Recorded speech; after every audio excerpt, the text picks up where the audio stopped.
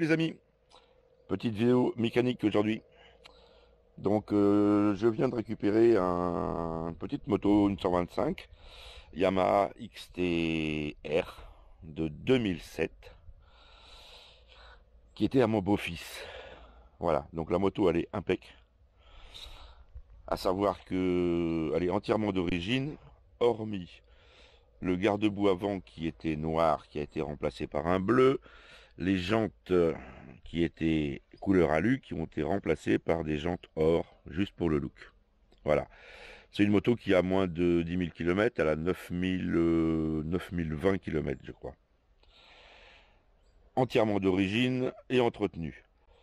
Je lui fais quand même une petite révision générale. Alors c'est une moto que j'avais éventuellement décidé de garder pour mettre éventuellement dans le camping-car si ça pouvait loger.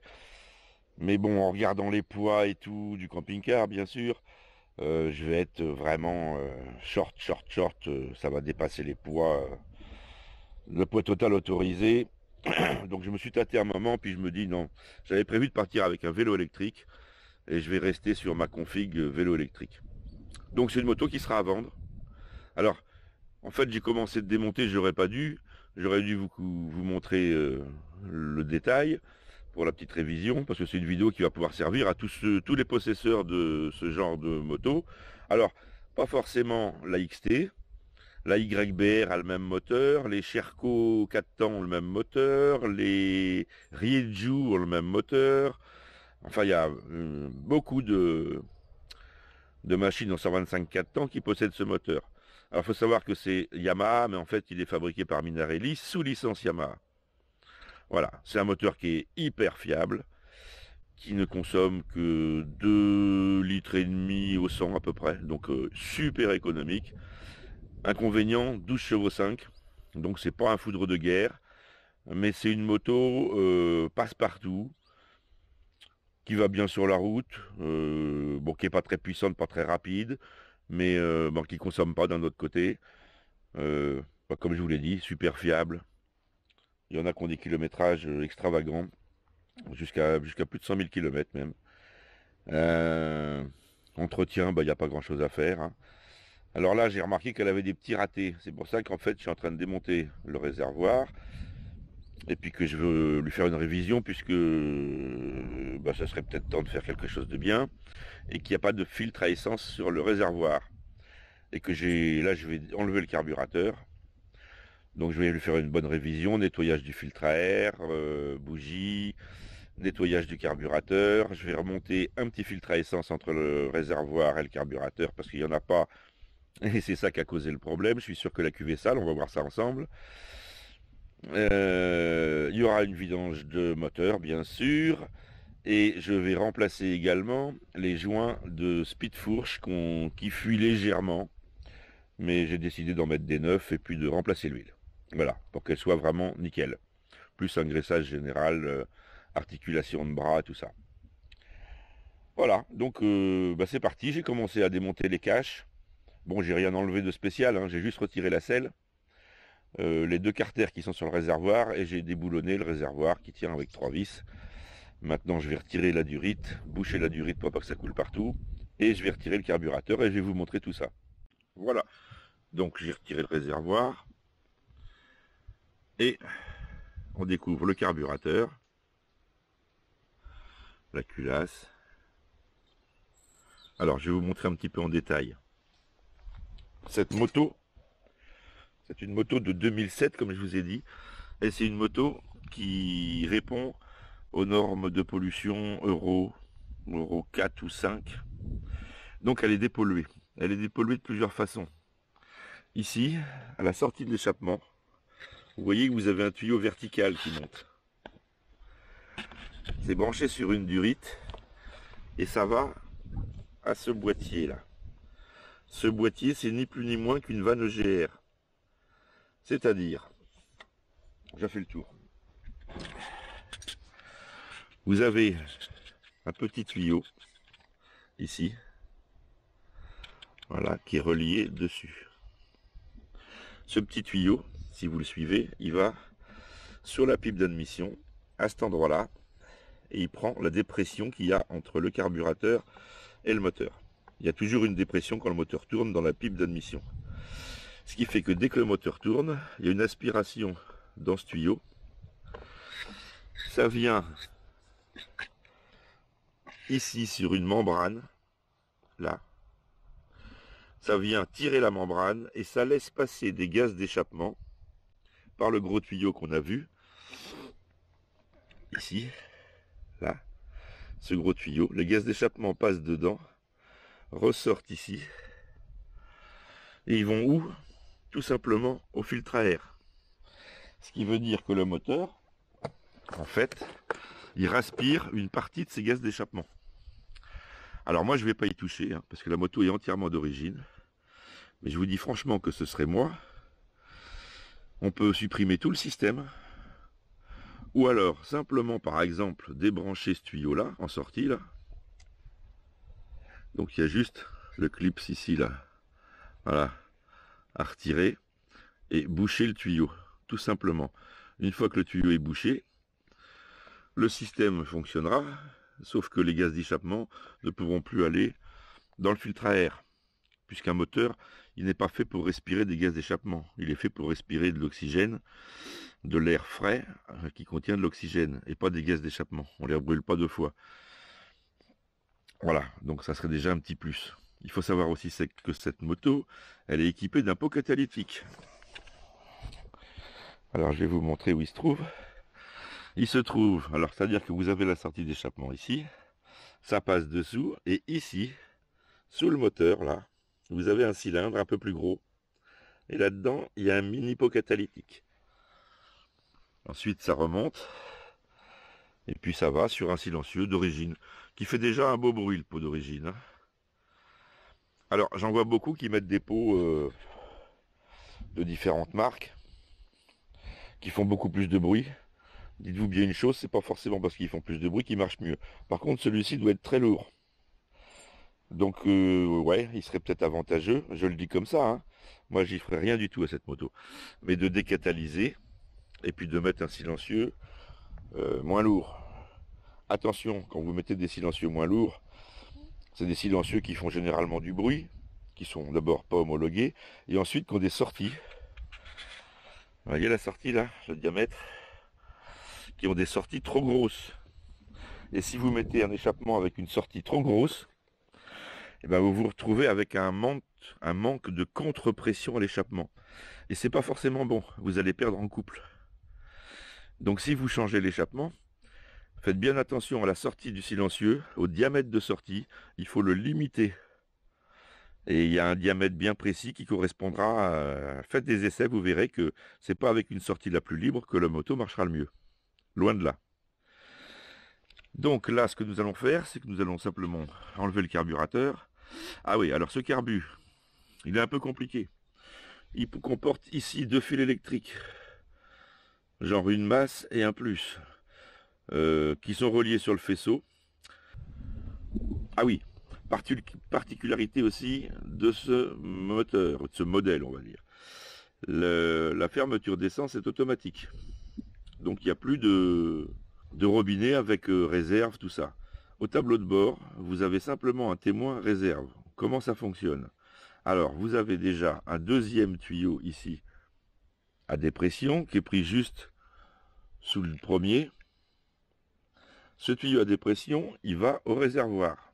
Il va ici. Ici. Et là, vous avez une petite membrane. Là, c'est le tuyau qui va au carburateur. Donc, qu'est-ce qui se passe? Dès que vous démarrez, comme je vous ai dit, il y a une dépression qui va se créer entre le carburateur et la culasse, donc dans la pipe d'admission. Ça va aspirer ici. Et comme ça aspire ici, ça tire la membrane qui se trouve dans cette boule. Donc la membrane va baisser, va être aspirée et l'essence va passer directement du réservoir au carburateur. Donc c'est ce qui fait office de robinet d'essence.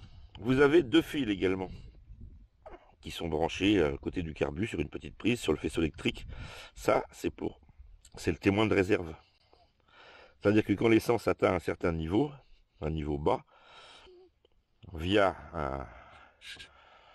un capteur qui se trouve dans le réservoir, vous allez avoir le voyant vert réserve qui va s'allumer au tableau de bord. Donc là, attention, ça veut dire qu'il ne vous reste plus beaucoup de kilomètres à faire. Bon, le réservoir fait quand même 10 litres. Hein, avec une consommation de 2,5 litres, ça fait 400 km d'autonomie. Donc c'est vraiment l'engin qui consomme pas et vous allez faire des kilomètres sans refaire le plein toutes les 2 minutes, quoi. Voilà, donc là qu'est-ce que je vais faire? On va enlever le carburateur pour le nettoyer. Donc tout simple, hein, une bride ici sur la pipe, une autre bride ici sur la durite du filtre à air. Il va falloir dévisser, ici j'ai déjà débloqué le couvercle du boisseau. Donc là, on dévisse et on va retirer le boisseau avec l'aiguille. Voilà, vous avez le boisseau et l'aiguille. Alors c'est un petit carbu, hein, c'est 20 mm le carbu. Hein. Donc on va mettre ça sur le côté, que ça ne gêne pas. Il va falloir débrancher à côté le starter, donc là c'est vissé dans le corps du carbu. Donc dès que j'aurai enlevé le carbu, je débloquerai ici la vis du starter. Et on retire pareil le starter. Et après on enlève le carbu et on va le démonter pour un nettoyage, puisque je suis sûr que la cuve est sale de toute façon. Et ça c'est certain parce que le gicleur principal est bouché. Et je vous explique même le symptôme, la moto ne démarrait que sur le starter. Et ne roulait que sur le starter. Dès qu'on enlève le starter, la moto cale. Ce qui veut dire que le circuit principal d'essence est bouché, tout simplement. Et qu'elle tourne uniquement quand on met le starter, parce que c'est un circuit qui est différent, et ça envoie de l'essence par un circuit différent. Donc si le moteur tourne au starter et ne tourne pas avec le circuit principal, c'est que le circuit principal est bouché, tout simplement. Et c'est pour ça que je vais lui rajouter un filtre à essence entre le réservoir. Alors le réservoir, je vais le nettoyer, et je vais lui rajouter un petit filtre à essence entre les deux pour plus avoir de problème. J'enlève le carbu et on se reprend ensuite. Voilà, donc le carbu est retiré. Je viens de retirer la cuve. Et qu'est-ce que nous avons?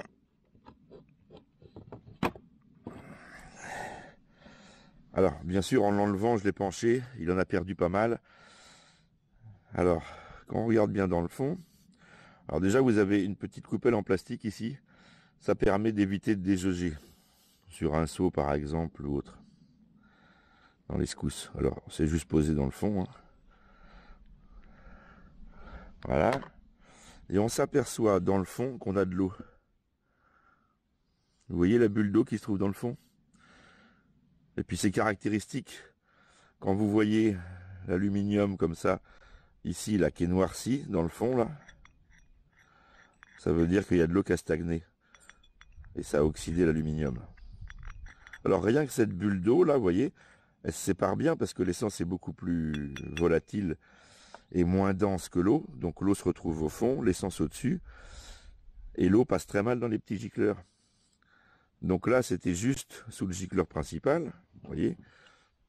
Là, je sais pas si... Voilà. Ouais, c'est dans le champ de la caméra.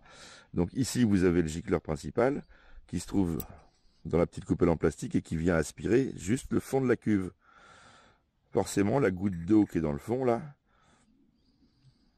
ben, ça passait mal au niveau des gicleurs. Puis il y avait peut-être des saloperies aussi. Donc forcément, ça coupe le circuit principal. Donc ça, ben, c'est simplement à nettoyer. Voilà, on voit bien où il y avait l'eau. C'est gris foncé. Voilà. Alors c'est un carbu un peu spécial, ça. Hein. Alors ici, vous avez donc le gicleur principal. Ici vous avez au-dessus le tube à émulsion. Ici, vous avez dans le petit trou à côté le gicleur de ralenti. Et ici, hors de la cuve, parce que là, on est hors de la cuve. Vous voyez, la cuve a une découpe spéciale. Voilà. Ça fait le tour de la vis. Ici, c'est le réglage de richesse que vous avez ici, qui est côté avant du carburateur. Donc pour régler ça, ça doit être pratique encore. Enfin bon. Donc là, il suffit de démonter. On va démonter carrément. Ah oui, on va essayer de démonter que le gicleur s'il veut venir. Gicleur principal. Eh non, il n'est pas venu, bien sûr. C'est tout qui vient, comme souvent. Donc voilà, on a le tube à émulsion. Donc vous voyez les petits trous, là, il faut bien les nettoyer. Et puis ici, je vais retirer le gicleur principal. Il n'est pas bouché, je le vois.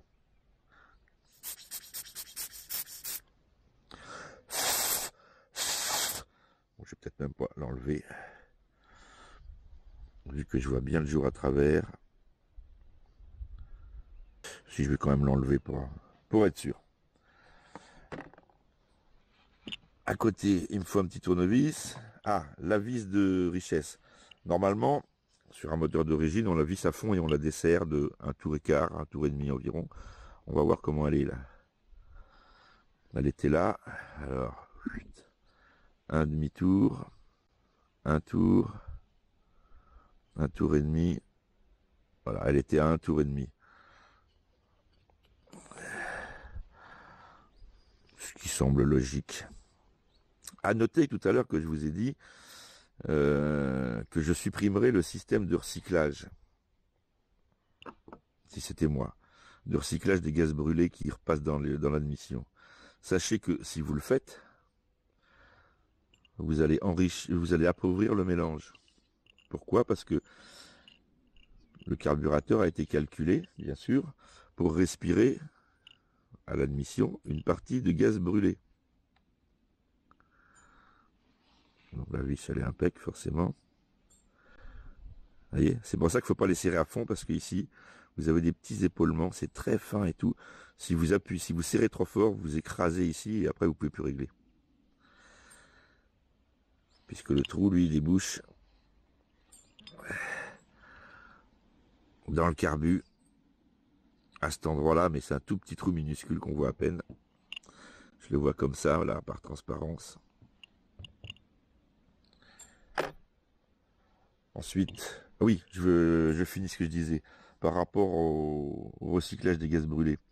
Si vous retirez le recyclage des gaz brûlés, à la place des gaz brûlés qui vont rentrer dans le carburateur, vous allez avoir des gaz frais, forcément.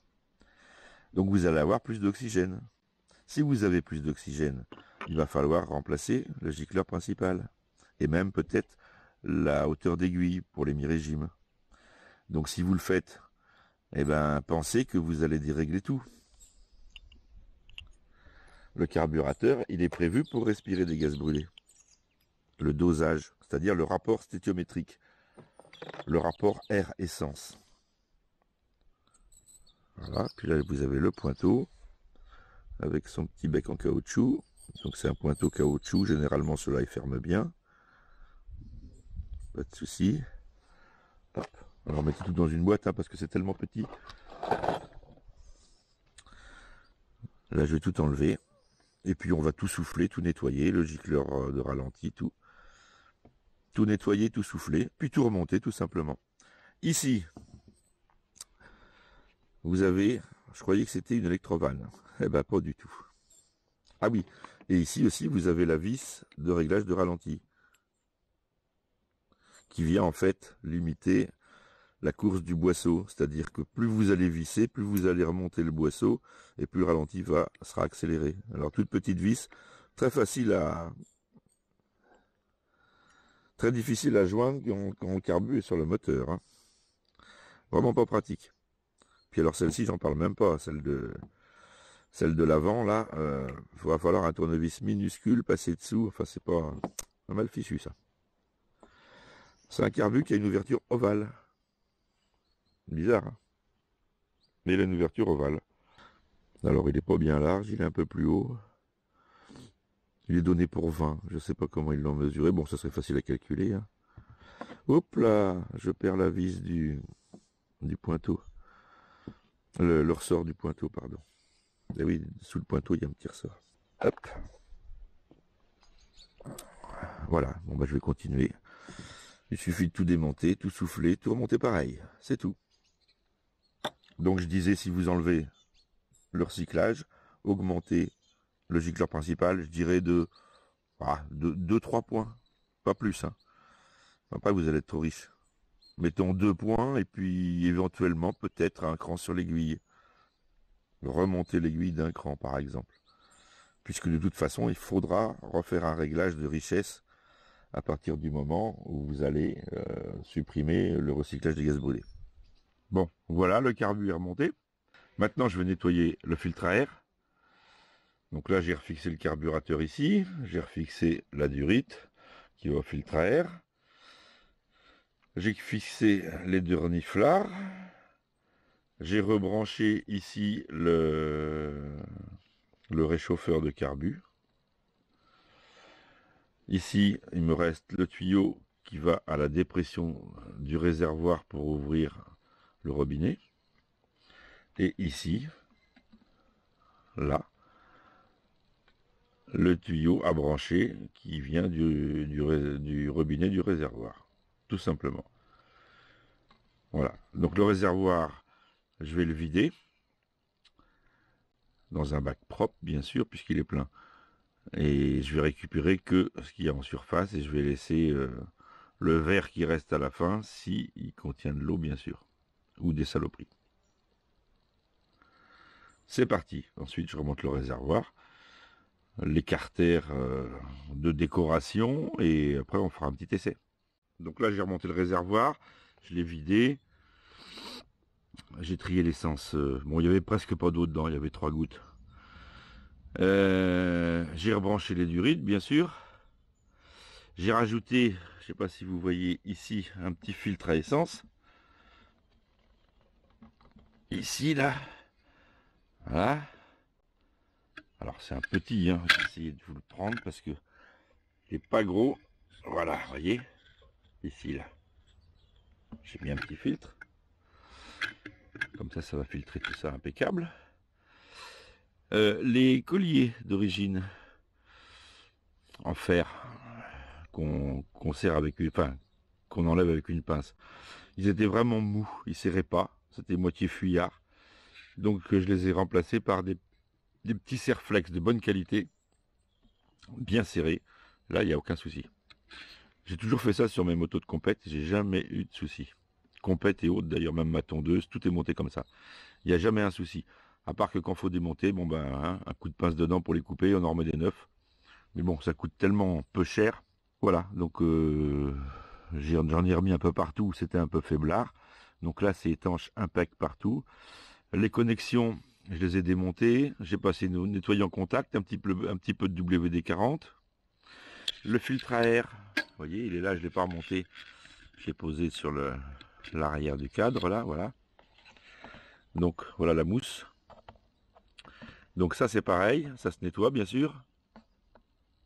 Alors, pas question de découper quoi que ce soit pour avoir plus d'air, hein, puisque si vous le faites, là, la moto est entièrement d'origine, si vous le faites, vous faussez tous les réglages du carburateur.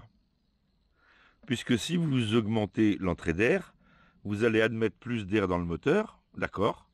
Si vous admettez plus d'air, il va falloir changer tous les réglages du carburateur au niveau richesse. Il va falloir augmenter la richesse. Donc là, les d'origine, je laisse d'origine, donc je laisse bien sûr les entrées d'air d'origine. Si je m'amusais à découper pour qu'il rentre plus d'air, ce qui serait une bonne chose à faire, il faudrait reprendre les réglages du carburateur. Tout est lié hein, sur un moteur. C'est pas en modifiant une chose que ça va améliorer quelque chose. Si vous voulez améliorer cette moto, il y a une chose très simple. Il va falloir augmenter l'entrée d'air. Donc à partir de ces 2 trous là, il va falloir faire une entrée beaucoup plus grosse. On peut laisser à la limite le filtre à air d'origine, qui est très bien. La boîte à air, on peut la laisser. Il va falloir changer le carburateur pour un carburateur plus gros. Pour cette cylindrée là, un 24 va pas mal. 24 à 26 jusqu'à 140 cm3 si vous changez le cylindre par exemple, parce qu'on peut mettre des kits hein, et qui valent pas cher du tout. On peut mettre un kit appelé 150 mais qui fait 140 en fait. Réellement il fait 140 cm3 puisque d'origine c'est un moteur carré. Ce qu'on dit d'un moteur quand il est carré, c'est que alésage 54, course 54 mm, donc carré. Un moteur qui a une course plus longue que l'alésage, on dit que c'est une course longue. Et un moteur qui a un alésage supérieur à la course, on dit que c'est un moteur super carré. Là, c'est un carré parfait, soit 54 par 54. 123, donc 123 cm3. On peut augmenter la cylindrée. Vous trouverez des kits comme le kit Big Bore sur eBay pour 52,80 € quelque chose. 52 €, vous avez le cylindre piston, segment et joint. Je vous cache pas que j'avais commandé un arbre à cam avec des ouvertures plus longues et des culbuteurs à rouleau. Donc ça, je le donnerai avec la moto parce que je pensais la garder. Donc je m'étais dit, je vais commencer par mettre un arbre à cam couvre-mieux, un kit 140, un carbut 28, faire un filtre à air comme il faut et virer tout le système d'échappement, c'est-à-dire catalyseur et tout le reste, monter un tube plus gros en sortie, monter un échappement correct et mettre un tube d'échappement d'un peu plus gros en diamètre. Et en dernier, refaire les entrées admission échappement dans la culasse. Parce qu'on peut en enlever pas mal. Il y a de la place pour gratter. Et j'ai vu, tiens, en démontant le carbu, par exemple, que la pipe d'admission est très mal ajustée avec le cylindre. Donc là, il y a moyen de faire un bon ajustement, pardon, des deux pièces pour que le flux passe bien, bien sûr. Parce que c'est un moteur qui est complètement basique. Et il y a moyen forcément de l'améliorer. Et même en restant dans la cylindrée, je pense qu'on peut le monter à 15 chevaux, quoi, au lieu de 12,5, il n'y a pas de problème. Parce qu'il est un peu faiblard quand même. Mais là, bon, on reste dans l'origine. Donc je ne ferai rien.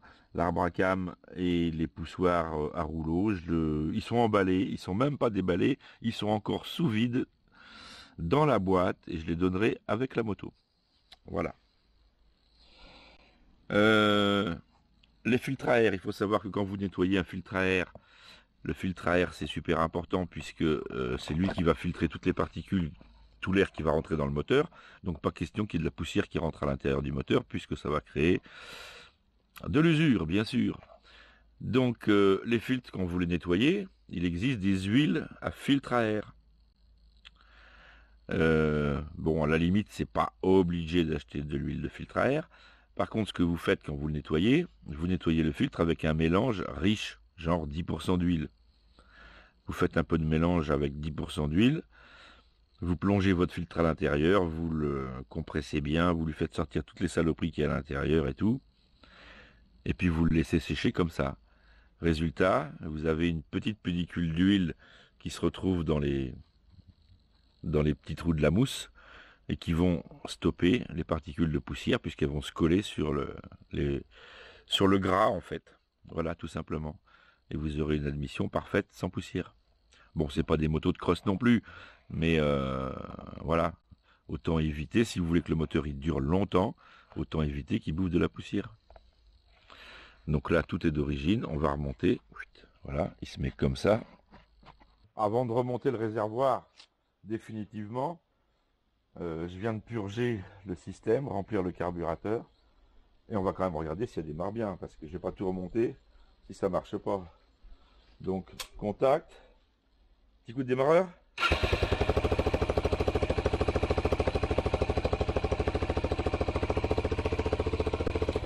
J'éteins. Je remets le contact. Regardez. Je presse. Même pas une seconde.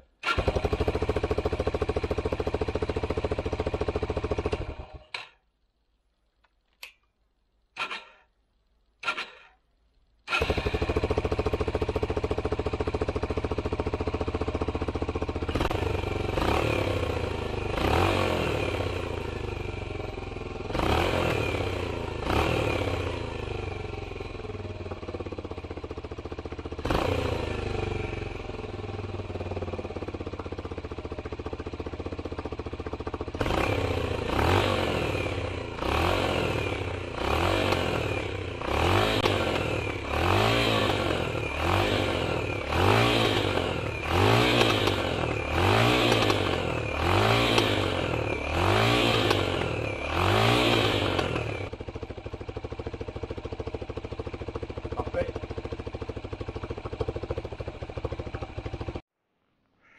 Bon, la voilà remontée. Bon, elle est encore sale. Après, il faudra lui faire un bon nettoyage. Mais comme j'aurai les joints speed fourche à changer... Ah, je voulais vous dire, le kitchen est neuf aussi. Kitchen neuf. Voilà, il me restera la vidange et les joints speed fourche pour qu'elle soit parfaite, prête à la vente. Voilà. Alors là, j'ai fait un petit montage, je vais vous montrer vite fait. Ici, avec un bras qui repart sur l'avant pour fixer la cam au bout là. Mais alors ce qu'il y a, c'est que voilà, ça bouge énormément. Mais comme je filme avec une DJI Action Cam, eh ben on va voir ce qu'elle donne en stabilisation justement. Ça va être le parfait truc. Alors j'ai pas le boîtier étanche, donc il va y avoir du vent bien sûr, hein. Donc on va pas entendre grand chose, mais c'est juste pour voir la stabilisation et la netteté de l'image. Je vais filmer en 1080, en 25 images secondes simplement, parce que je pourrais monter jusqu'en 200 images secondes. Mais alors après ça fait des fichiers énormes que j'arrive pas à télécharger.